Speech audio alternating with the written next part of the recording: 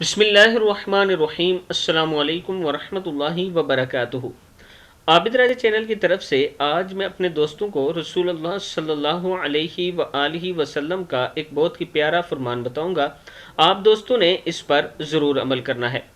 حضرت ابو ہریرہ رضی اللہ تعالیٰ عنہ فرماتے ہیں کہ رسول اللہ صلی اللہ علیہ وآلہ وسلم نے ارشاد فرمایا، 7 تباکن گناہوں سے بچو۔ پوچھا گیا، اے اللہ کے رسول صلی اللہ علیہ وآلہ وسلم وہ کون سے گناہ ہیں؟ فرمایا، اللہ کے ساتھ شریک یعنی اللہ کے ساتھ کسی کو شریک ٹھہرانا، جادو کرنا اور کرانا، جس جان کا قتل کرنا اللہ نے حرام ٹھہرایا اسے ناحق قتل کرنا، یتیم کا مال کھانا، سود کھانا، لڑائی کے دن دشمن کو پشت دکھانا یعنی وہاں سے بھاگ جانا میدان جہاد سے، اور پاک دامن بے خبر مومن عورتوں پر الزام تراشی کرنا۔ صحیح مسلم کی حدیث ہے۔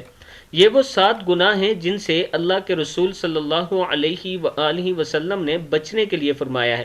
میں اپنے دوستوں سے گزارش کروں گا کہ ان 7 گناہوں سے آپ نے بچنا ہے۔